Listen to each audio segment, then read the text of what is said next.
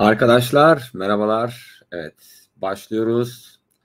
Nasılsınız arkadaşlar? İyi misiniz? Umarım iyisinizdir. Her şey yolundadır. Bugün sizlere bu videonun içerisinde sizlere bir patron haritası göstereceğim. Biraz öğretici bir şeyler sizlere aktarmak istiyorum. Özellikle not aldım arkadaşlar. Sizlere finansal risk analizi, hayati risk analizi, hayat risk analizi, sağlık, medikal veya ilişki risk analizi konusunda böyle bunu nasıl analiz ediyoruz? Yani konularında bilgi vermek istiyorum. Birazcık öğretici içeriklerime tekrar kanalıma yer vermek istiyorum. Çok fazla gündemden bahsediyoruz. Biraz da size bir şeyleri öğretmek istiyorum. Hani kendi başınızın çaresine bakabilecek kadar ya da astrolojiyle ilgili en azından bir fikriniz olsun. Bu astroloji ne demek? Yani bu astroloji nasıl işimize yarar? Ne işimize yarar? Konularında birazcık daha fikir sahibi olabilmeniz açısından bu tarz yayınlarımın size faydası dokunacağını düşünüyorum arkadaşlar. Bu tarz yayınların devamını istiyorsanız videomuzu like desteğiyle destekleyip bana bunu belli edebilirsiniz. Dolayısıyla ben de bu konuyla ilgili yayınlarıma devam edebilirim. Arkadaşlar şimdi bir patron analizi bir patronun iş hayatındaki finansal risklerin nasıl minimize ettiğini, riskleri nasıl göğüslediğini sizlere hikayeleştirerek konuları astrolojiyle birleştirerek sizlere izah etmeye çalışacağım. Çünkü kendisini çok yakından tanıdığım bir arkadaşım. Arkadaşlar hayat hikayesi zaten enteresan. Memurluktan patronluğa geçen bir arkadaşımız ve çok ciddi milyarder oluyor ve arkadaşlar neler yaşadı? Haritasında bunların izleri var mıydı? Bunları göreceksiniz. Sizlere astrolojik olarak yerlerine koyacağım. Hangi transitte neler yaşadı? Tabii ki bu süreçte arkadaşlar ben kendisini 2011 yılından beri tanıyorum. 2010-11 yılından beri tanıyorum. Birlikte de çalıştığımız arkadaşlarımızdan birisiydi. Patronluğa çıkış dönemini çok iyi biliyorum. Arkadaşlar tabii ki bu süreçte ben de kendi firmamı kurmuştum o dönemlerde. Hiç yani en çok sevdiğim öğrenciler kimden bahsettiğimi az çok anlamışlardır ama ben burada ismini veremiyorum çünkü yani ismini veremiyorum. Yani etik değil ama hikayesinden bahsedeceğim. Ama öğrencilerin çoğu kendisini tanıyorlardır, ismen de biliyorlardır. Burada bakın enteresan astroloji neyle birleştiriyoruz, nasıl birleştiriyoruz? Yani ben de şimdi o dönemlerde tabii ki 2011 yılında astroloji bilmiyordum. 2015'ten sonra astroloji ilgim başladı.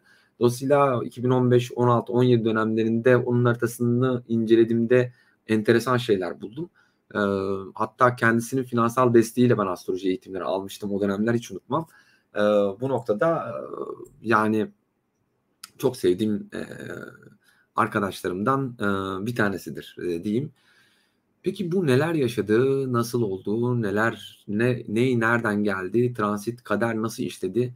Bunları bir olay mahallinde sizlere ispatlamak istiyorum. Hani delillendirerek, astrolojik olarak göstergelerini de göstererek arkadaşlar sizlere izah etmek istiyorum. İspatlamaktan ziyade yani bu hikayeyi astrolojik verilere dayalı olarak göstermek istiyorum. Şimdi burada arkadaşlar patron olarak tanımladım. Patron olarak tanımladım bir harita. Şimdi burada tabii ki şans noktası, servet noktası vesaire, piyango noktası hepsini buraya koydum. Çünkü anlatacağım konularla ilgili daha sonradan haritayı daha sadeleştireceğim. Şimdi arkadaşlar bu gördüğünüz bir patron haritası. Baktığımız zaman çok sessiz, sakin bir patron arkadaşlar. Yani bazemik ay var. Ondan sonra haritasında ikinci evde çok fazla konumlanmış bir planet var. Arkadaşlar finansal astrolojinin içerisinde finansal riskleri hesaplarken özellikle bu videonun da kapağından anladığınız kadarıyla yani bu videoda sizlere finansal risk nasıl hesaplanır? Bunlardan bahsedeceğim. Arkadaşlar bu noktada da kişinin nerelere yani hangi planetlere bakmamız gerekiyor? Arkadaşlar finansal astrolojide 4 tane finansal ev var arkadaşlar. Bunlardan bir tanesi ikinci ev, bir tanesi 5. ev, bir tanesi 8. ev, diğeri de arkadaşlar 11. evdir. Bu 4 tane ev finansal olarak parayla ilgilidir. Bunun yanında Venüs her zaman parayı gösterir. Bunun yanında Ay mesleki bir göstergedir. Yine parayla ilgilidir. Natal haritanızdaki Ay. Ve Satürn ve Jüpiter bunlar arkadaşlar direkt olarak finansal olarak neticeler doğurabilir, olasılıklar doğurabilir. Ancak harita bir bütündür. Komple finansal olarak okuyorsanız her şey finansaldır. Yani haritanın tamamı finansal olarak değerlendirilir. Ama bunlar çok öncelik olarak okunur arkadaşlar. Yani kişi herhangi bir kare aldığında para kaybetme ve herhangi bir trini aldığında para kazanma fırsatlarıyla yüzleşir. Şimdi arkadaşlar yani harita bir bütündür. Finansal olarak okuyorsanız haritayı komple tüm değerler finansal olarak çalışabilir. Bunun öncelikle altını çizeyim ama burada bizim önemsediğimiz ilk etaptaki şeyler bu belirttiğim konular üzerinden ilerliyor. Burada baktığımız zaman arkadaşlar kişinin bu kişi tabii ki çocukluk yıllarında çok zengin bir ailede büyümedi. Ondan sonra çok büyük bir varlık içinde büyümedi. Kendi çabalarıyla şans ona yani kader ona yürü ya kulum dedi. Neden dedi? Nerede dedi? Nasıl dedi? Arkadaşlar kişinin bakın piyango noktası, bakın şöyle piyango noktasını çıkardım. Ani şans ve piyango noktası arkadaşlar. Bakın ani şans ve piyango noktası kişinin şu Rx dediğim Uranüs'te trine. Ve burada arkadaşlar bir define noktası var. Arkadaşlar yine define noktası. Bu da finansal olarak çalışır. Arap noktalarından da hani koydum buraya ki Arap noktaları da gezegen olarak çok gezegen değildir. Sanal noktalardır. Ancak bunlar da çok ciddi verimlilikle çalıştığını görmekteyiz haritalar üzerinde.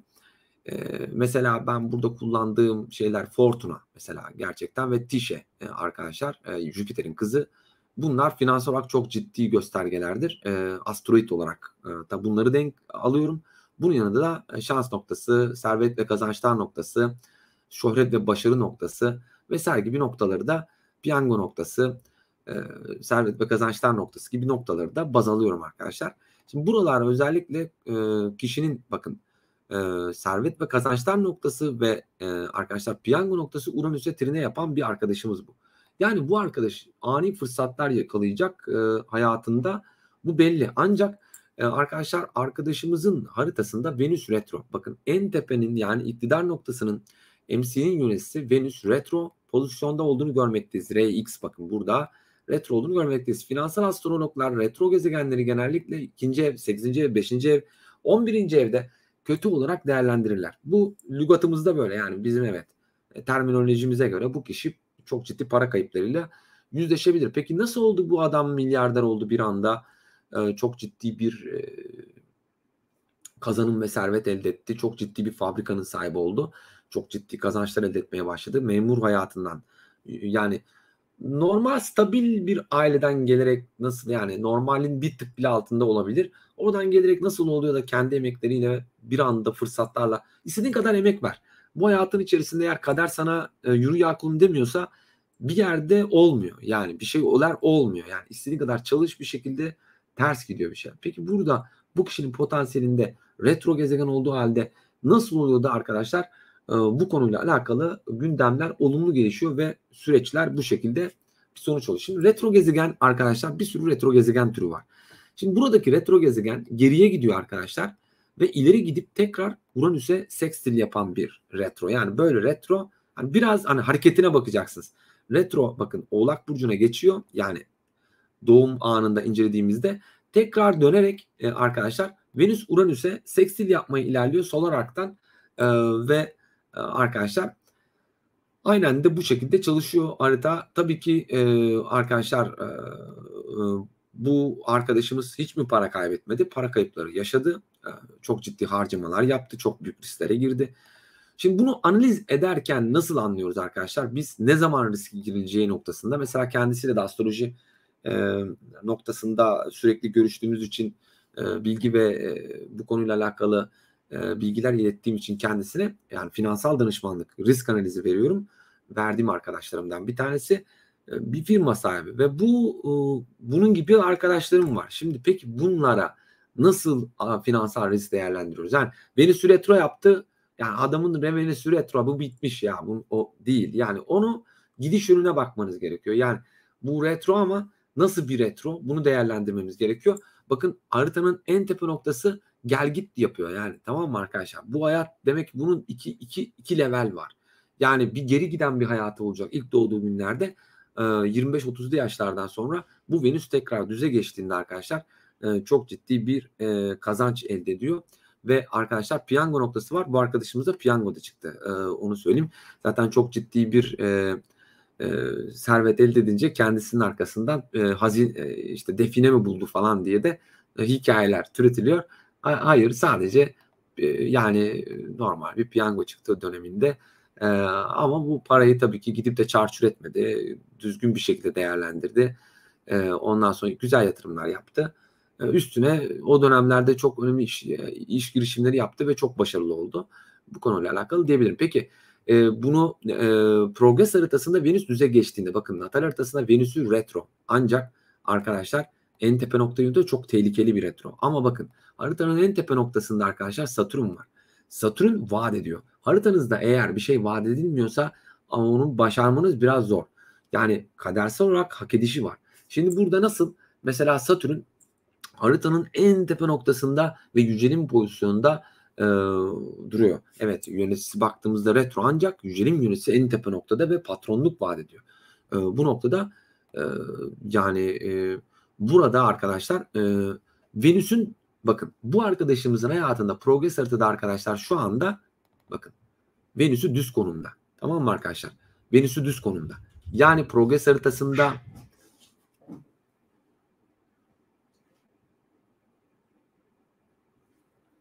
bizim Venüs kavga ediyor başka kedilerle. Evet. Venüs'ü düz konumda progres haritasında ve bu Venüs düz pozisyona geçene kadar kişinin hayatında çok ciddi bir etkileşim olmuyor arkadaşlar. Yani progres haritasında bu Venüs arkadaşlar bakın Venüs gidiyor, bakın S yaptı, tekrar 2002-2003 yılından sonra bakın 2007 yılından sonra, zaten bu kişi girişimden 2011 yılından sonra çok ciddi kazanımlar elde etmeye başlıyor.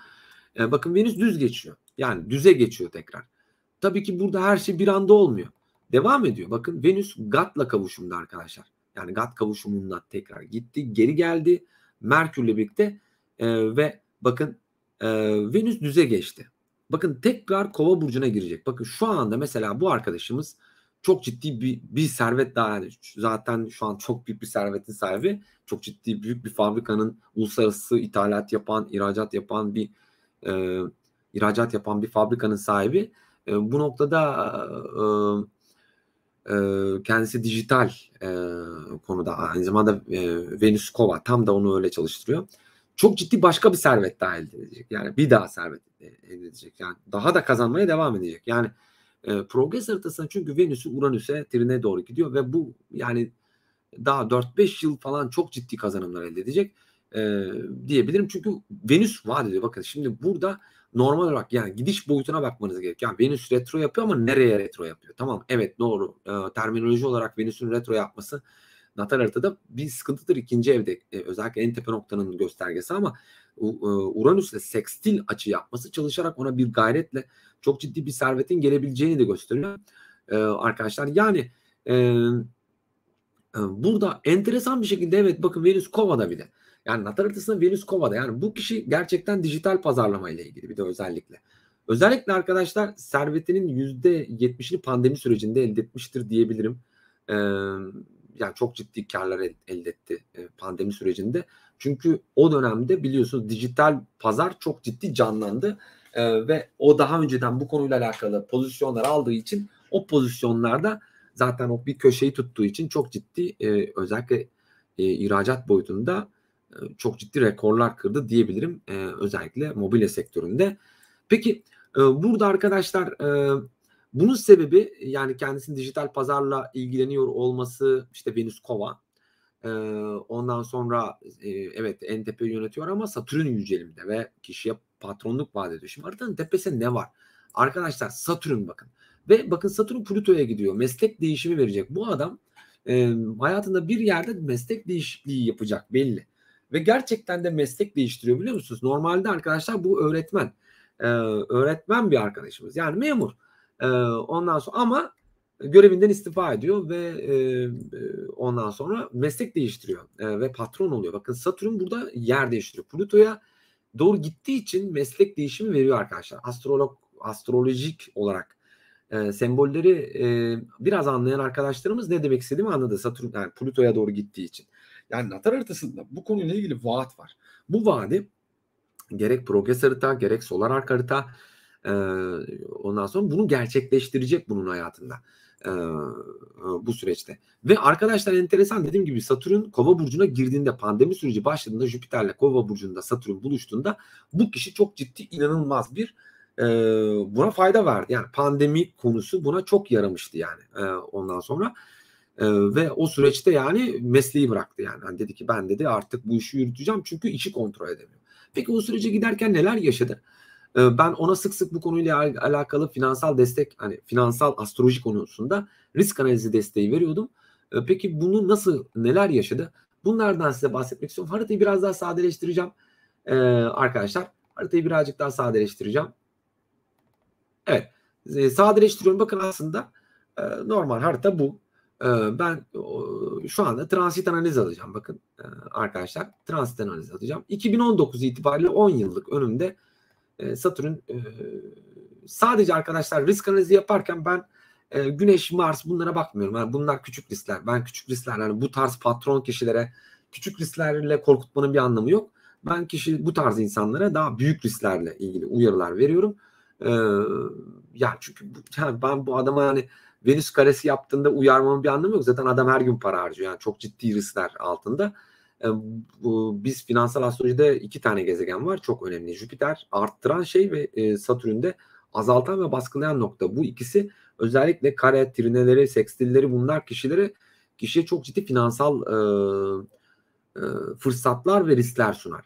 Dolayısıyla bunun yanında Uranüs, Neptün, Plüto gibi 3 planetimiz, jenerasyon planetimiz de uzun yıllar boyunca kişiyi çok ciddi risk altına da fırsatlarla besleyebilir. Bunun yanında kat ve gat noktaları, yani güney ay ve kuzey ay noktaları, yani tutunma noktaları, tutunma eksenleri kişinin finansal hayatında çok büyük roller oynayacaktır arkadaşlar. Ben bunları önemsiyorum. Yani ben bu tarz büyük bir patron ya da patron olmak isteyen bir kişiye ya da çok ciddi paralar yöneten bir kişiye gidip de yani Venüs'ünü, ayına bakıp da yani abi sen bugün dikkat et falan dememin bir anlamı yok. Zaten kendisine rahatsızlık vermiş olurum. Kişi de böylelikle bu ilimden fayda görmez yani. Çünkü yani kişi zaten istiyor, İlker diyor bana destek ver. Yani biz ona daha önce de tasarım boyutunda çalışıyorduk. Bu anlamda benim firmalarımdan da bir tanesiydi. Şu anda astroloji boyutunda çalışıyoruz ama yani diyor ki İlker, beni gereksiz şeylerle, ben zaten çok ciddi paralar harcayan biriyim. Yani çok ciddi riskler. Her gün bir makine al, yok onu ya. Adamın harcadığı en küçük para. Adam 300 bin lirayı, ya onun için çok küçük bir para yani. Dolayısıyla o yüzden bu tarz kişiler hani Venüs, Mars, Kare falan, hani bunlarla uyarmamızın bir gereği yok. Bunu daha büyük risklerden uyarmamız gerekiyor. Yani daha büyük risklere karşı. Satürn mesela örneğin pandemi sürecinden önce arkadaşlar 2019 döneminde falan çok ciddi bir buhran dönemi vardı bu arkadaşımızın. Ve o dönemde çok sık hatta birlikte tatil yapmıştık. Ondan sonra o dönemde çok ciddi yani hani şeydi yani, böyle yani karamsardı. Ee, Bakın risk analizini döktüm. 2019'dan itibaren bakın 10 yıllık risk analizi döktüm. Ben buradan takip ediyorum. O dönemde de bakın şu dönemdeydi arkadaşlar. Bakın Satürn Mars karesi var. 21 Ağustos 2019. Yani çok karamsardı. Ondan sonra düğüm noktaları, tutuma eksenleri, bakın Mars'ına tek grand kare yapıyor, tek kare yapıyor. Bakın ortalık biraz karışmıştı. Yani bu dönemlerde özellikle 2019 Ekim'e kadar falanki dönemde gerçekten hatta şöyle diyebilirim yani ben ona burada şey diyordum yani ya merak etme abi, çünkü şurayı görüyorum arkadaşlar, bakın astrolog geleceği görüyor, bakın şurayı görüyor, şuraya bakın, açılara bakın, muhteşem. Yani diyorum ki abi, diyorum bak ya sen şurayı atlat, bu spesifik bir döngü. Yani sen burada eğer çok e, yani burada korkmadan ilerlersen, bu sürecin içerisinde korkmadan çalışır ve gayret edersen burada gerçekten bunun çok büyük ekmeğini yiyeceksin. Çünkü 2021 yılında adam cidden çok büyük bir şöhret, çok büyük bir paranın sahibiydi. Ama bu sürece giderken çok ciddi karelerin içinden geçti. Yani her gün endişeliydi. Çünkü çok büyük yatırımlar yapması gerekiyordu bu kare açıların içinde. Hatta hiç unutmam, bu dönemde birlikteydik yani şu dönemde. Hatta bizzat yani abi yani endişelenme. Hatta burada yer almak istiyordu. Ya yani İlker çok gereksiz bir yatırım diyordu. Yani ben bunu yapmalı mıyım? Ben de ona diyordum ki bakın pandemi olacağını bilmiyorum. pandemi olacağını bilmiyorum yani. Ve ona böyle bir yer gerekli olduğunu da bilmiyorum. Ben astrolojik olarak konuşuyorum. Diyorum ki abi ne gerekiyorsa yap. Çünkü sen gerçekten çok büyük bir kazanca doğru ilerliyorsun. Bunun ekmeğini 2021 yılında yiyeceksin diyordum. Tabii ki ben bu sürecin pandemiyle onun çok ciddi bir fırsat yükleneceğini, yani kazanacağını, karşı karşıya geleceğini, eğer o dönemde bu yer almasaydı, makine olarak genişlemeseydi, o paraları harcamasaydı arkadaşlar, o fırsat ayağına geldiğinde gerçekten belki de çok geç kalmış olacaktı. Belki de vizyon sahibi olmadığı için işte bu ona çok büyük bir kazanç olarak geri dönmeyecekti 2021 yılında. Ama 2020 yılında Mart ayından sonra pandeminin netleşmesiyle gerçekten arkadaşlar biliyorsunuz özellikle dijital pazar gerçekten çok büyük değerlendi. Şimdi burada baktığımız zaman arkadaşlar kişinin natal haritasında da bu süreci görüyorsunuz. Bakın 2020 yılında, tamam mı arkadaşlar? Ocak adam endişeli. Bakın Şubat adam endişeli. Yani yatırım yapmış, diyor ki ya İlker işte bunu bu makineyi alsam mı, çok büyük yatırım ya, çok büyük ya, yapamazsam. Yani bana X taş mı diyor yani. Adam diyor ki yani bunu aldım da çalıştıramazsam ya öyle kadar sipariş gelmezse yani ben bu kadar yatırımı niye yapıyorum? Dolayısıyla ben ona geleceği görmek adına, yani ona sunmak adına, ben pandemi olacağını bilmiyorum. Diyorum ki abi diyorum 2021'de kralsın. Dolayısıyla şu anda sen endişeni çok iyi anlıyorum. Çünkü neden? Adamın abi Jüpiter Mars'ına kare yapmış Şubat 2020'de. Adam zaten burada kan ağlıyor. Cebinde 5 kuruş para kalmadı. Her şeyi gitti yatırdı her şeye. Eğer işler bir tutmazsa bu adam iflas zaten. Ya elinde bir sürü makine var. Tamam belki tekrar parasını geri alır. Makineleri ikinci elden satar ama çok büyük yerler almış, satın almış. Oralar işte bir de orada mahkemeyle başı belada, onu düzeltmeye çalışıyor. Bir sürü şeyler. Ve bakın burada arkadaşlar o süreci çok güzel yönetti. Çok fazla kavuşum vardı. Satürn-Venüs kavuşumunda işte 31 Mart 2020 işte pandeminin başladığı dönem arkadaşlar.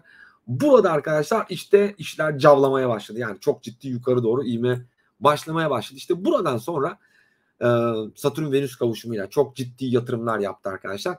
İkinci evinde biliyorsunuz bu arkadaşımızın bakın Venüs'ün ikinci evinde arkadaşlar.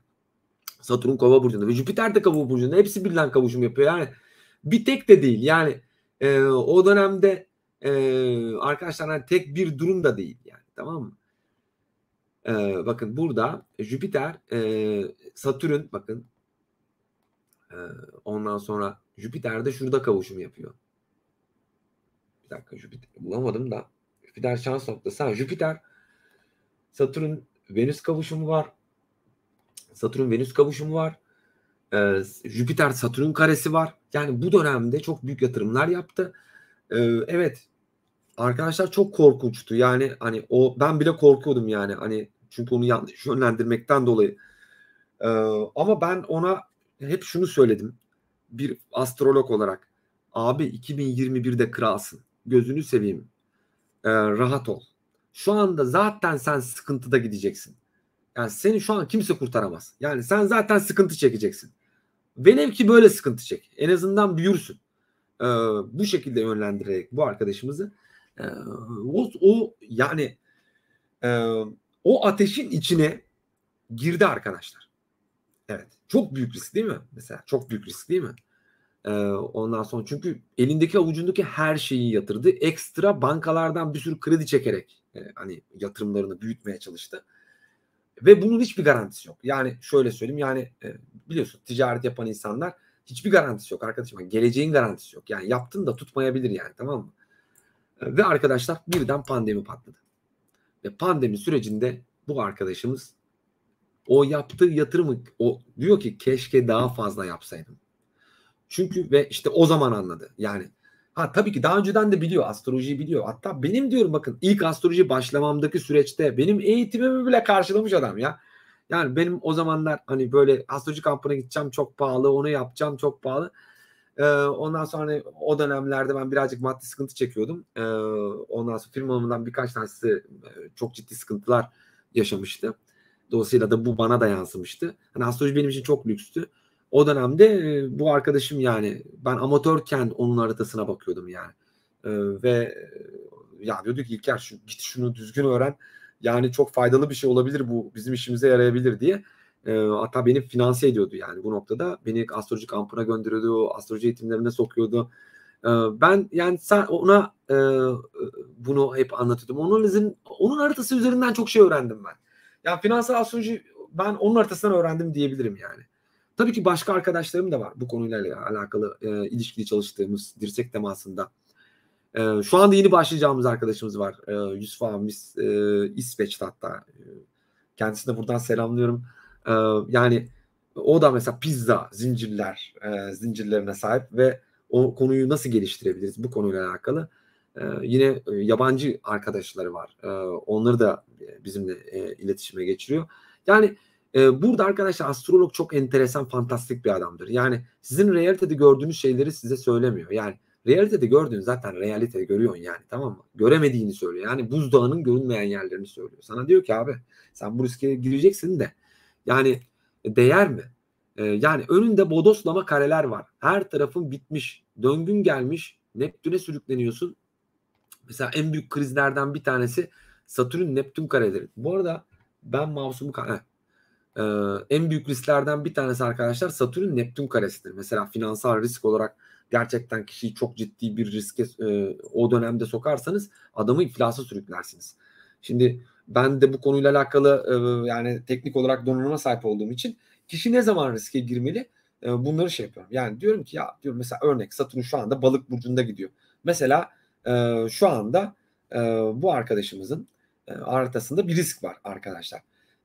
Bakın bu riske karşı kendisi uyarıldı. Bu riske karşı kendisi uyarıldı.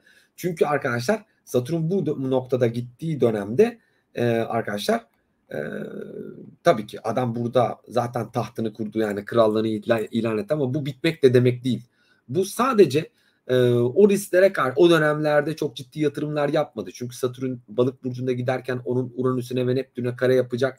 Bunların tarihlerini kendisi biliyor zaten. Bu konuyla ilgili finansal riski önünde tutuyor. Yani diyor ki ben çekimi ona göre keserim. Yani ona göre borçlanırım. Ona göre yani kendi hesabını ona göre yapıyor.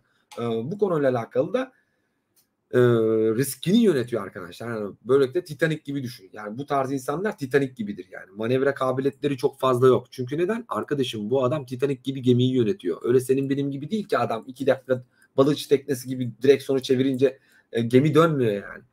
Dolayısıyla çok ciddi ödemeleri planlamışlar. Yani mesela adam diyor ki abi benim riskli olduğum tarihleri çıkartır mısın diyor. Ben o tarihleri çıkartıyorum adam ona göre çek kesiyor. Yani borcunu ona göre şey yapıyor. Çek sapmasın diye. Çünkü çek bir saparsa onun ticari riskini riske yani çok ciddi probleme sokabilir yani.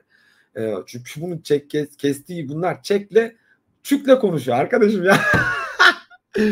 Bunlar kağıt yani, tamam mı? Dolayısıyla yani her şey kağıt üstünde gidiyor. Yani dolayısıyla bir sekterse çok bir ciddi zararlar da edebilirler ve banka itibarları bir anda yerle bir olabilir. Yani dolayısıyla ben onları diyorum abi bak diyorum senin bu tarihler arası çok büyük riskin var. Yani küçük risklerden bahsetmiyorum. Bunlar öyle Mars kareleri falan bunlara bir şey yapmaz yani. Mars karesi abi bizim gibi adam için yani, tamam mı?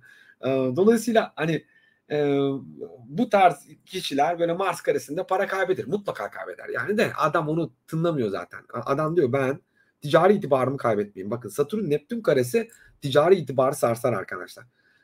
Ticari itibarı çok feci sarsar. Dolayısıyla bu konularla ilgili bu tarihleri merak ediyor. Yani ben de o tarihleri ona analiz ediyorum. Diyorum abi senin bu tarihlerde itibarını sarsacak olaylar olabilir. Dolayısıyla ona göre pozisyon al. Bu da ona göre pozisyon alıyor arkadaşım. Ha başka arkadaşlarım var mesela yine ticari girişimler yapıyor. Onlar kriptocular var mesela. Benim grubum var ayrı. Kriptoyla her gün trade ediyoruz. Onların haritalarını da bilmiyorum yani. Onların yerine ben trade ediyorum. O ayrı mevzu. Bir de benim özel ilgilendiğim kriptocular var. Yani onlarda da arkadaşlar şöyle bir şey. Mesela yani bu adam bu riske girmeli mi? Mesela arkadaşlar benim çok yakın bir arkadaşım var. Onun da haritasını bir ara inceleyeceğim hatta. Ben astroloji bilirken bu arkadaşı çok büyük bir kayba sürükledim mesela. Bu hata da olabilir yani onu da bir ara inceleyeyim. Yani hep kazanmak değil yani astrolog olduğum halde çok büyük bir kayba sürükledim yani. Tamam. Çünkü görmedim arkadaşım diye bakmadım. Yani aslında daha doğrusu arkadaşlar enteresan. Suç benim de değil. Ben ona söylemişim bunu. Tamam mı? Kendisi de biliyor. Tamam mı? Ben ona bunu söylemiştim o arkadaşıma. finansal risk altındasın bu tarihlerde dedim. O tarihte kendisi bana geldi, sanki bu dediğim şeyi unutmuştu. Ben de unuttum. Ben onu bir sene önce söylemiştim. Ve onu unuttu ve kripto paralarla ilgili ben de o zaman ilgileniyordum. Arkadaşlar o anda kripto para yatırımı yapmak istediğini söyledi. O riskli dönemde arkadaşlar, tamam mı? Ve burada mesela o arkadaşım zarar etmişti yani, tamam mı? Ve en yakın arkadaşım. Ha, bu ne oldu? Yani dedi ki ya İlker, canın sağ olsun, problem yok da sen bana bunu söylemiştin ya diyor. Yani şöyle bir şey olmadı, problem yok. Parayı geri aldı gene, ama gel gelelim arkadaşım. Yani işte bu kadar önemli. Aslında ben o tarihi ona söylemiştim zaten. Ama ben de hatırlamıyorum. Yani o da sonradan hatırlıyor. Yani bu tarz şeyler olabilir. Yani bu işle ilgileniyorsanız çok ciddi bir şekilde bunu dikkate alacaksınız. Yani ben sonradan mesela onu dikkate almaya başladım. Yani mesela bu finansal astrolojinin ne kadar önemli olduğunu sonradan dikkate almaya başladım arkadaşlar. Yani ben ilk başlarda gerçekten hani bu işi biliyordum. Hani bizim arkadaşlarımız arasında bunu konuşuyoruz, ama bu riskin ne kadar önemli olduğu konusunda hani hep adama işte burada dikkat et, burada şey yap. Arkadaşlar burun buruna gelince ben anladım. Yani bu arkadaşımız özellikle yani bir 7-8 bin dolar falan. Yani belki küçük bir para. Ama yani benim için büyük bir para. Ondan sonra beni korkutmuştu yani bu noktada. Ve şey yani ben bunu biliyordum ya, bildiğim halde gittik Gümrük'te. Yani bırak, ben de para kaybettim o dönemde. 3-4 bin dolar benden gitti zaten. Yani o da bir 7-8 bin gitti. Ya toplam bir 10 bin doları orada bir suladık yani. Ha, yani astrologsun, para kaybetmeyeceğin anlamına gelmez. Gözün nereye bakıyor? Bu galaksilere bakacak, tamam mı? Bu gezegenlere bakacak kardeş. Yani burada kare varken büyük risk alıyorsan patlarsın yani, tamam mı? Yani bu risk analizi tabii ki burada arkadaşlar birçok finansal, yani şimdi birçok risk analizi yapılabilir astrolojik olarak. Yani ben şimdi size finansal risk analizinden bahsediyorum, konuyu anlatıyorum, ama hayati risk analizi de var yani, tamam mı? İlişki risk analizi de var. Yani mesela biriyle ortaklık kuracaksın veya bir ilişki yaşayacaksın, evleneceksin. Bununla ilgili de risk analizi var. Buna biz ilişki astrolojisi diyoruz. Hayati risk analizi var, medikal astroloji. Yani birçok şekilde astrolojiden faydalanabilirsiniz. Yani hani coğrafi olarak taşındığınız yerin bile risk analizi çıkartabilirsiniz arkadaşlar. Astroloji risk analizi demek zaten. Ben bu şekilde değerlendiriyorum. Ben bu şekilde kullanıyorum. Size de bunu yani tavsiye ederim arkadaşlar. Yani çünkü benim böyle ben böyle çok mutluyum. Yani bu ilim bana çok büyük pusulu oluyor. Tabii ki dediğim gibi arkadaşlar, bildiğim halde para kaybettim. Yani söylediğimi unuttum. Yani bakamadım. Ha, şimdi bakıyorum. Bak kardeş bak. Şimdi öyle bir bakıyorum ki yani özel böyle yani ajandalarım var yani, tamam mı? Şimdi hani şimdi bakıyorum yani öyle bir bakıyorum ki gözümü ayırmıyorum yani, tamam mı? Hani buradan diyorum ne oluyor böyle yani, tamam mı? Hatta robot geliştirdim arkadaşlar. Hani burada gözüm bak, burada mesela benim piyasalarla ilgili, kripto paralarla ilgili risk analizlerim var. Yani kendi natal haritamın sürekli risk analizi önümdedir. Bu noktada bakın göstereyim. Sürekli arkadaşlar risk analizim önümdedir yani, tamam mı arkadaşlar? Ve bunun Türkçeleştirilmiş hali bu noktada. Robot yaptık. Bu Solar Fan için entegre yaptık. Mesela Solar Fan içerisinde mesela örnek Satürn Jüpiter kare, bakın. Üstüne çık tıklıyorum. Benim öğrencinin bu programı edinmiş olan bizden astrolojidata.com bundan edinmiş olan arkadaşlarım bunu şey yapabiliyorlar. Mesela bakın finansal transiti söylüyor. Finansal riski söylüyor burada. Bilmiyorum okuyabiliyor musunuz, ama şu anda ekranı büyütemiyorum fazla. Bu kadar büyüyor. Bakın finansal Satürn natal kare açı yaparken finansal beklentinizi gözden geçirin ve aşırı harcamalardan kaçının. Riske girmeyin diyor. Ondan sonra vesaire vesaire. Yani bu noktada mesela örneğin 2022, bakın burada da arkadaşlar, bakın düğüm noktada burada çok büyük rahatlama, ferahlar, işte Araplarla anlaştığı, çok ciddi ihracatlar yaptı vesaire. Bakın şu anda yine riskli bir dönemin içine giriyor. Neptün karesi Nisan ayında. Mesela burada bu risklere karşı riski minimize etmesi açısından yani karşı taraf uyarıldı ve kişi ona göre tedbirini aldı. Şimdi mesela Neptün karesi nedir arkadaşlar? Bu seni çok büyük bir hayal kırıklığına uğratabilir. Yani finansal anlamda zihinsel olarak, bakın 3. evden transit yaparak geliyor. Bakın 3. evde diyor. Türkçeleştirilmiş hali de bunu ben kişiye bu tarihi arkadaşlar yazılı çıktı olarak da veriyorum. Yani bunu aynı zamanda yazılı analiz olarak da, aynı zamanda kişiye telefonla da sürekli iletişimdeyim. Bu konuyla alakalı yani kişi finansal riske karşı tedbir almasını veya fırsatı değerlendirmesi konusunda yani ne yapıyorum? İletişim kuruyorum yani, tamam mı? Bu iş iletişim yani arkadaşlar. Yani Merkür yani. Merkür kullanıyoruz. Bu noktada diyebilirim ya, kişi ne yapıyor? Hep, çünkü hayat sürekli arkadaşlar hiçbir şekilde şöyle gitmiyor yani, tamam mı? Hayat hiçbir zaman seni böyle çıkarmaz. Hayat bu şekilde gider arkadaşlar. Bir inersin, iki çıkarsın yani. Tamam mı arkadaşlar? Yani hayat Elliot dalgası gibi. Bir tepe yapar, gelir. Buradan böyle yapar, gelir. Buradan böyle yapar. Yani işte atıyorum. Birinci tepe burası, ikinci tepe burası, üçüncü tepe burası, dördüncü dip, beşinci dip. Yani beşinci tepe. Yani 5 dalgadan oluşuyor değil mi? Mesela borsa bile çıkarken sürekli dalga yaparak çıkıyor. İnsan hayatı da böyle. Çünkü ben bunu en çok astroloji ben nerede anladım biliyor musunuz arkadaşlar? Borsa üzerinde. Çünkü o grafiklerin gökyüzüyle özellikle sinerjisinin analizin yani o gökyüzündeki arkadaşlar frekans, rezonansın kripto borsasına veya herhangi bir borsa fiyatlarına nasıl yansıdığını gördüğüme inanamadım yani. Hala da inanamıyorum. Tabii ki bu insan hayatına da bu şekilde yansıyor. Yani insan hayatı da hiçbir şekilde böyle tek düze bir şekilde çıkmıyor. Bir gün para kaybedersin, iki kere kazanırsın. Ya hayat böyle. Bir yerden dövüyor, iki yerden seviyor yani. Ondan sonra dolayısıyla burada yani biz yani şunu yapmamız gerekiyor. Yani biz finansal risk analizi yaparken kişinin arkadaşlar çıkışını planlıyoruz, düşüşünü planlıyoruz. Yani diyorum abi burada risk var. Bak bu riski planla. Burada düşeceksin yani. Burada para kaybetmen gerekiyor. Dolayısıyla kaybı planlıyor. Ne yapıyor? O döneme çok büyük riskli kayıplar koymuyor. Yani adam oraya çek kesmemiş. Oraya borçlanmamış. O dönemde borçlanmamış. Yani kaderi nasıl yaşıyor arkadaşlar? Titanic gibi ansızın önüne çıkan bir buzdağıyla değil. Çünkü bu adam balıkçı teknesi yönetmiyor. Bu adam koskoca Titanic yönetiyor. Yani Titanic'te direksiyonu çevirip de dümene hakim olsam bile sana son dakika orada buzdağı var önünde işte dümen sancak bilmem kaç dediğin 45 derece sancak tarafına dümeni kır dediğinde kaptan öyle kıramıyor yani, tamam mı arkadaşım? Çünkü bir sürü çek kesmiş, verilmiş sözler var. Dolayısıyla bu adam batar yoksa, tamam mı? Ve işte zaten finansal hayatta insanlar bu yüzden çok çabuk batıyor. Yani 2 sene çok iyi geçiriyor, 3. sene gümlüyor. Yani neden? Çünkü gezegenler bir yukarı çıkartıyor bir insan. Hayatı böyle bir şey. Bu noktada arkadaşlar finansal risk analizi işte bu şekilde yapılıyor. Yani biz bunları değerlendiriyoruz. Kişinin işte Venüs'üne, Jüpiter'ine, ikinci evdeki planetlerine, ikinci evde konumlanmış planet varsa yoksa yönetici gezegenine etkiler. Özellikle Satürn ve Jüpiter ve Kuzey Ay düğümü, Güney Ay düğümü noktalarını transitte gidiş hatlarına bakıyoruz. Ve buralardan kişiyle ilgili gündemler belirliyoruz arkadaşlar ve kişiye bu konuyla ilgili bilgiler veriyoruz. Ve kişi de buna göre tedbir alıyor arkadaşlar. Bundan ötesi bizi ilgilendirmiyor. Çünkü kişi zaten mantıklı, akıllı bir adam ve benden aldığı tarihlerde özellikle risk almıyor yani, tamam mı? Yani ona göre risk alıyor. Risk almadan hayat yaşayamaz. Zaten her gün risk alıyor ama büyük risk almıyor. Yani dümeni kırabilecek kadar risk alıyor.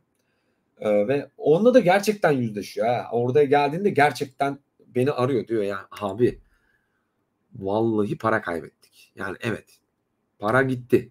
Ama diyor ki iyi ki biliyordum. Çünkü oraya ben diyor bir başka borçlar da koysaydım diyor beni çok büyük zora sokardı. Ben bunu birçok arkadaşımdan duydum. Yani finansal danışmanlık verdiğim, risk analizi yaptığım bu konuyla alakalı birçok arkadaşımızdan duydum arkadaşlar. Çünkü kişi zaten bunu merak ediyor arkadaşım. Diyor ben astroloji öğrenecek vaktim yok diyor yani, tamam mı? Bana bunu söyle. Bana bak oraya gezegenlere ve benim haritama bak ve bana ne zaman risk almam gerektiğini ve ne zaman almamam gerektiği konusunda bana bilgi ver diyor. Bu adam patron zaten, tamam mı? Dolayısıyla aramızda bir şekilde anlaşıyoruz zaten. Ondan sonra finansal olarak da. Dolayısıyla ben bilgimi paylaşıyorum. O da kazancını paylaşıyor. Ve böylelikle yani aramızda bir alma verme dengesi kurarak çok ciddi başarılara yaklaşıyoruz. Yani biz o patronun arkadaşlar o kuledeki o Titanik'in hani o kuleye çıkmış adam var ya hani gözetliyor buzdağı var mı diye. İşte o adam biziz arkadaşlar. Ama dümende kaptan mahallinde oturan kişi o. Yani gemiyi o yönetiyor ama benden aldığı direktifle yönetiyor. Evet, Osmanlı'da yani biz şirket yönetiyoruz yani patronlara bilgi veriyoruz, şirket yönetiyoruz. Ya az bence. Bu bir ilim, saray ilmi arkadaşlar. Astroloji saray ilmidir. Bu ilimle devlet yönetmişler. Özellikle Osmanlı 700 yıl ayakta kalmasının nedeni astrolojidir yani. Çünkü Osmanlı'nın içerisinde arkadaşlar özellikle saray konusunda özellikle özel müneccimler vardı yani. Müneccim başları vardı. Padişah ona danışmadan savaşa sefere bile çıkmıyordu yani. Hatta birçok savaşa çıkma konusunda mesela Fatih Sultan Mehmet'in mesela Akşemseddin bir astrologtu. Fatih Sultan Mehmet'i nereden gördü? Neden ona dedi bunu? Yani neden bu çocuk küçücükken koskoca aksakallı dede gitti de o küçük çocuğu sahiplendi? Sarayda bir sürü şehzade vardı. Neden Fatih Sultan Mehmet'i aldı yanına ve dedi ki seni ben özellikle yetiştireceğim diye. Ve buna küçücük yaşlardayken neden İstanbul'u sen fethedeceksin diye bunu gazladı sürekli. Bunun sebebi çünkü onun natal haritasını biliyordu. Bunun İstanbul'u fethedeceğini biliyordu. Ve bunun o kişi olduğunu biliyordu. Onu o olasılığın içine doğru besledi, yetiştirdi ve sürdü. Bunu bir astrolog çok rahat bir şekilde görebilir. İşte aynı şekilde biz de o belki şu anda Fatih Sultan Mehmet değil. Evet bu bir patron, bir şirketin patronu ama bu da Fatih Sultan Mehmet gibi. O da evet bir devlet yönetiyor. Evet Fatih Sultan Mehmet belki de hani Osmanlı padişahlarından ama bu da o şirketin padişahı. Dolayısıyla bu da ona göre sefere çıkıyor, ona göre yatırım yapıyor, ona göre şey yapıyor arkadaşlar. Yani risk analizi aslında kişisel risk analizi de yapılabilir. Yani ben kendim için küçük risk analizi yapıyorum yani. Yani küçücük işte benim risk analizim bu yani tamam mı? Mesela şöyle göstereyim. Hani benimkisi daha bütün gezegenler var bende. Çünkü ben ufak tefek kayıpları da önemsiyorum arkadaşlar. Ama yani dediğim gibi ben buna versem de zaten adama diyorum 3 günde bir zarar var adamda. Yani risk var. Adam diyor kardeşim kafamı karıştırma diyor ya. Yoksa risk alamıyorum diyor yani senin yüzünden.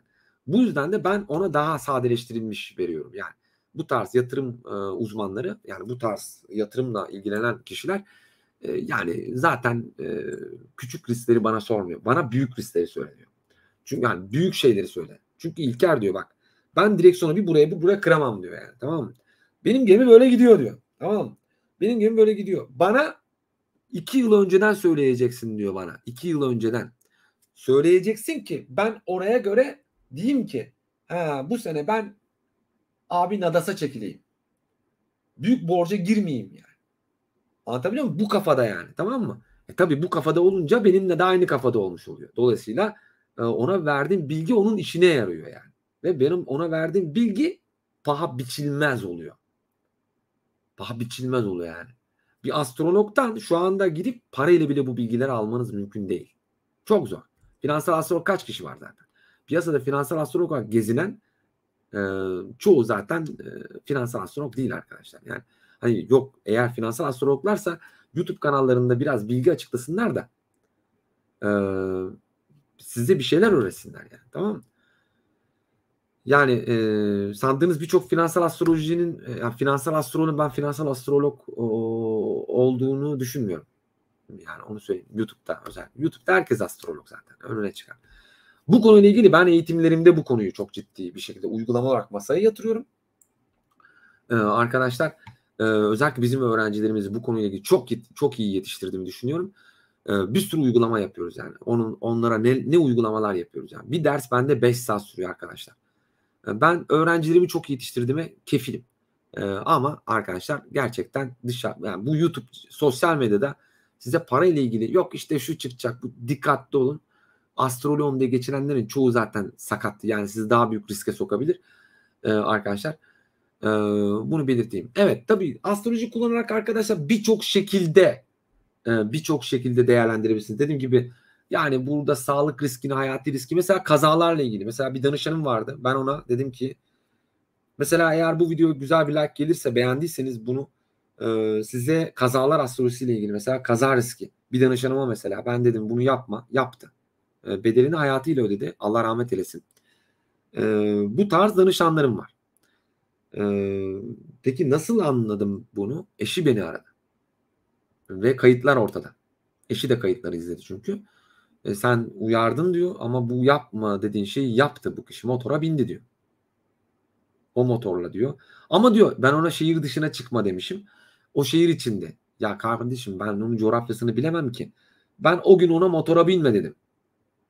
Motora bindi. Ve 4-5 ay komada kaldı. Maalesef dayanamadı yani. Hani Şubat ayına kadar bu Şubat ayına kadar dayanabilseydi kurtaracaktı. Komadan çıkacaktı ama Şubat ayına kadar dayanamadığı için komada maalesef onu kaybettik. Mesela bunun gibi birçok kişi var. Hani Astroloğa gidiyor, danışmanlık alıyor ama dinlemiyor yani. Hani yanlış anlıyor. Ya arkadaşlar insan acayip bir şey. Yanlış anlayabiliyor. Ya astrolog da gaybı bilemediği için konuyu yani yanlış da anlatmış olabiliyor veya eksik anlatmış olabiliyor. Kişi astrologla karşı karşıya geldiğinde şu kafada olması gerekiyor. Ya bu adam şunu dedi ama ya bu olabilir mi? Yani çünkü yani ben senin hayatındaki noktayı bilmiyorum ki kardeşim. Detayı bilmiyorum yani, tamam mı? Ben sana motora binme dedim. Yani ettirdiğimin şehir dışına çıkacağım ya şehir dışına çıkma yok şehrin içinde gez. Burada beni ilgilendirmez yani. Adamın Mars'ı yay, Uranüs'ten karşıt alıyor. Merkür retro tam Mars'ın üstünde. Adama diyorum kaza riski var. Yapma diyorum. Bunu ta Ağustos'ta uyarıyorum. Geçen sene Ağustos'ta. Adam Aralık ayında kaza yapıyor ve tarihi veriyorum. Aralık ayında diyorum. Yani bunu yaşıyor bu adam. Ve Allah rahmet eylesin. Yani üzülüyorum tabii ki. Yani astrologla karşı karşıya geldiğinizde astrolog size bir şey anlattığında bunun diğer olasılıkla nasıl çalışabileceğini çok dikkatli dinlemeniz gerekiyor. Bunu belirteyim. Biz bir robot geliştirdik. Bu konuyu artık bize robot veriyor. Yani robotik ben öğrencilerimle de bunu bizim öğrenciler de bu robotu kullanmaya başlayacaklar. Bu arada bir kamp yapıyorum arkadaşlar. Onun duyurusunu birazdan geçeceğim. Kampta da bu robotla ilgili bilgiler vereceğiz. Astrolog nasıl olunur? Astroloji ile ilgili yani risk analizi nasıl yaparsınız? Yani astrolog nasıl olunurdan bahsedeceğim. Özellikle temel seviyede eğitim aldıysanız veya temel seviye en azından yıldızları biliyorsanız arkadaşlar, Venüs, Jüpiter'i biliyorsanız az çat pat yani başlangıç seviyesinde bile biliyorsanız beni çok iyi anlayacaksınız ama hiç daha bilmiyorsanız arkadaşlar bu kamp size yani gene bir fayda verir. Ben de astroloji ilk girdiğimde kampa gitmiştim. Yani astroloji kampına gittim. Zırnık bilgim yok. Yani hani ne cesaret. Gittim. İyi ki de gitmişim. Ama gelelim. Ben yine de sizin biraz hazırlık seviyesi bir şeyler bilip gelmeniz sizin açınızdan daha iyi olur diyorum. Çünkü ben çok böyle püf noktalarına değiniyorum. Orada sen böyle kalma yani. Herkes o anda çünkü o kadar meraklı olmayabilir. Belki umduğun şeyi bulamayabilirsin yani. Çünkü ben orada sana sıfırdan Jüpiter ne yapar anlatmıyorum. Ben orada sana risk analizi nasıl yaparım onu anlatıyorum. Yani, tamam mı? Bir danışanına nasıl davranacaksın? Bu robotu nasıl çalıştıracaksın? Bu robot kardeşim senin önüne kitap döküyor. Kitap. Tamam mı? Senin hayatını döküyor kitap. Anladın mı? Hani yazarlar var. Bir yerde kitap yazıyorlar da sonra gel diyorlar bir imza günü var diyorlar. Hani işte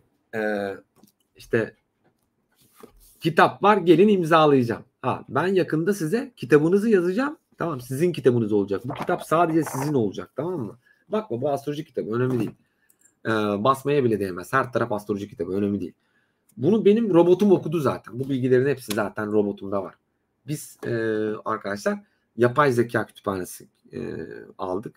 Bunu da kendi notlarımızla da besledik, öğrettik. Yani bayağı iyi yani.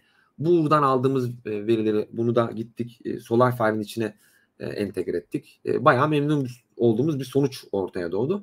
Bunu öğrencilerime paylaşacağım. Astroloji severlerle paylaşacağım.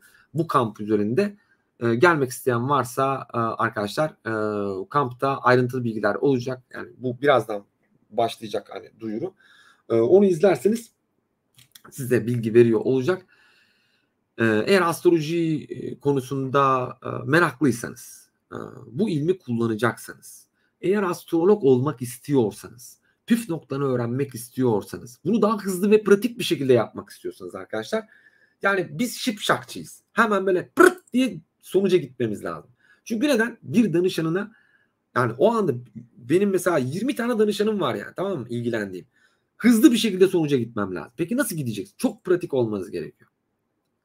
Ve asla hata yapmamanız gerekiyor. Peki bunu nasıl sağlayacaksın? İşte bu püf noktalarına değineceğimiz bu astroloji kampında mutlaka astroloji severleri mutlaka bekliyorum. Bu yayında bu kadar olsun. İlgili like gelirse arkadaşlar hayati risk analizleri, kazalar astrolojisi ve ilişkili risk analizleri konusunda sizlere bu yayınlarımda devam ediyor olacağım. Yani bilgilendirmeye devam ediyor olacağım. Şimdi arkadaşlar mutlaka Sevgili arkadaşlar, Eksantrik İlimler Akademisi olarak heyecan verici bir duyuru yapmak istiyoruz. Sizi astroloji kampımıza davet etmek istiyoruz. Kampımız astroloji ile ilgili pratik uygulamalarla dolu bir öğrenme fırsatı sunacak. Muhteşem doğasıyla ünlü Çanakkale'nin Yenice bölgesinde yer alan Gökner Otel'de gerçekleştirilecek kampımızda bir araya gelerek astroloji ile ilgili her detayı keşfedeceğiz. Astrolog olmayı düşünüyorsanız bu kampa katılarak mükemmel bir fırsatı değerlendirebilirsiniz. Müfredatımız oldukça kapsamlı ve geniş. Doğum haritası analizi, kehanet ve öngörü yöntemleri, astrolojik semboller, simgeler, astrolojik yorumlama ve pratik uygulamalar gibi birçok konuyu ele alacağız. Ayrıca www.astrolojidata.com'un natal ve transit data veri modüllerine erişim imkanı da sağlayarak astroloji becerilerinizi geliştirmenize yardımcı olacağız. Bu kampı astroloji ile ilgilenen bir topluluk içinde bir araya gelerek deneyimlemek için sabırsızlanıyorum. Bilgi ve deneyimlerimizi paylaşarak astrolojiye dair derin bir anlayış geliştireceğiz. Aynı zamanda doğanın güzelliğiyle çevrili bu ortamda unutulmaz anılar biriktireceğimize eminim. Astroloji kampımızda görüşmek üzere. Astrolojiye ilgi duyan herkesi bu muhteşem deneyime bekliyoruz. Bilgi ve kayıt için lütfen Hülya Hanım'la iletişime geçin. 0543 297 55 30. Astroloji kampı detayları. Tarih belirtildiği gibi. Süre 3 gün 3 gece. Yer Çanakkale Yenice Gökner Otel. Otel imkanları, klimalı odalar, sıcak su, banyo, sabah kahvaltısı ve havuz hizmeti sunulmaktadır. Ayrıca her mola ve ders arasında sıcak çay, kahve ve kuru pasta servisi sağlanacaktır. Rutin ders saatleri. Kamp süresince her sabah saat 9'da kahvaltı yapacak ve saat 10'da derslere başlayacağız. Dersler 1 saatlik periyotlarla ve 15'er dakikalık mola aralarıyla 17'ye kadar devam edecektir. Dersler otelin konferans salonunda projeksiyon sistemiyle sunulacaktır. Diğer dinlenme, serbest zaman imkanları. Dersler 3 gün boyunca saat 17'den sonra sona erecek ve kamelya, kafeterya alanında rahatlıkla dinlenme imkanı bulacağız. Gece geç saatlere kadar sohbet etme imkanı da sunulacak. Ayrıca otelimiz Kaz Dağları'nda bulunuyor. Bu yüzden geleneksel doğa yürüyüşlerimizi gerçekleştireceğiz. Sınır ve kapasite. Katılımcı sayısı 50 kişiyle sınırlıdır. Müfredatımız: astrolojide natal harita okuma ve öngörü yöntemleri. Astrolojik natal haritanın yorumlanması ve öngörülerin yapılması üzerine detaylı eğitimler yapılacak. Dersler projeksiyon sistemiyle duvara yansıtılacak ve katılımcılara video formatında kayıtlar sunulacaktır. Otomasyon öngörü yapabilecek teknik donanım ve kullanımı. www.astrolojidata.com katılımcılara natal harita data modülü ve transit öngörü data modülleri bilgisayarlarına kaydedilecek ve sınırsız kullanım imkanı sağlanacaktır. Bu data modülleri kamp ücretine dahildir ve ek bir ücret talep edilmeyecektir. Danışmanlık becerileri ve püf noktaları. Astrologlar için danışanlarına öngörüler yapma ve danışmanlık prensipleri hakkında uygulamalı bilgiler verilecektir. Ayrıca online danışmanlık hizmetinin nasıl sunulacağı hakkında bilgilendirme yapılacaktır. Eğitmen astrologlar için püf noktaları. Eğiticinin eğitimi. Astroloji eğitimlerinin verilmesi, prensipleri ve kültürü hakkında uygulamalı bilgiler aktarılacaktır. Ayrıca online eğitim sisteminin nasıl sunulacağı konusunda bilgi verilecektir. Astroloji kampında unutulmaz bir deneyim için görüşmek üzere. Bilgi ve kayıt için lütfen Hülya Hanım'la iletişime geçin. 0543 297 55 30